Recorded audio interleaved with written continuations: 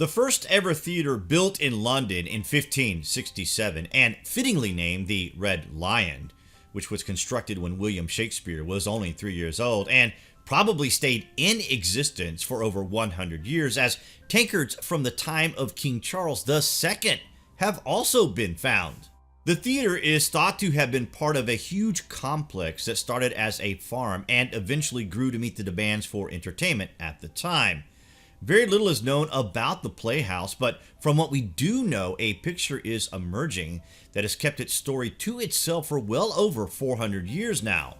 Archaeologists from the University College of London have confirmed the find, and excitement is now growing for a theater that is thought to have been the first playhouse ever opened in London, and the archaeologists say that this is one of the most extraordinary sites we have ever worked on, and after nearly 500 years, the remains of the Red Lion Playhouse may have finally been found.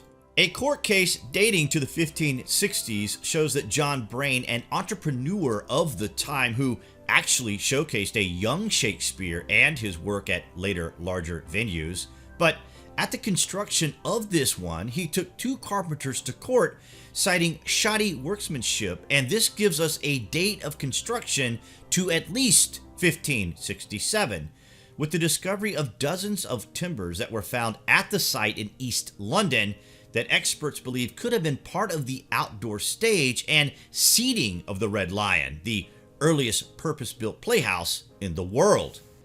The Red Lion Playhouse was created by John Brain, who 9 years later went on to construct the theater in Shoreditch with James Burbage, the father of the Elizabethan actor Richard Burbage. The theater was the first prominent home for acting troupes and stage plays by Shakespeare in 1590.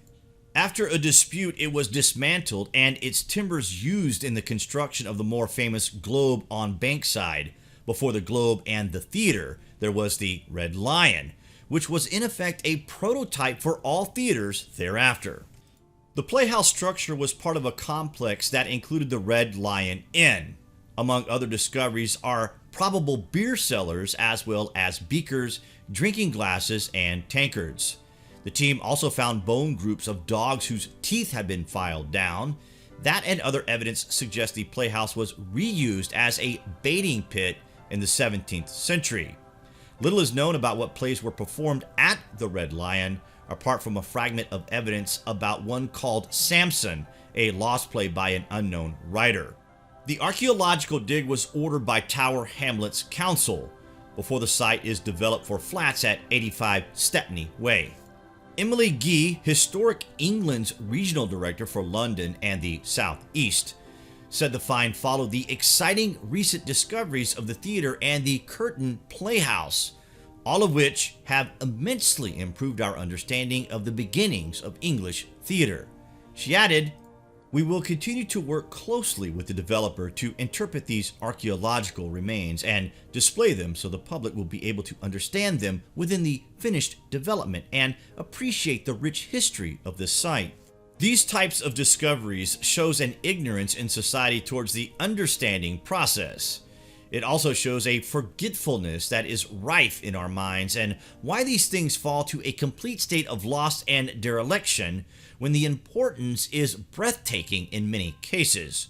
We can't remember many aspects of only 400 or 500 years ago, yet we delve in the archives of Earth's past as we overwhelmingly want to change this pattern of bewilderment. But what do you guys think of this neat and important discoveries as we attempt to not only remember the ancient past, but also scour a relatively modern past that we also have forgotten about, as human greed and prosperity has been guilty of blinding the process of understanding?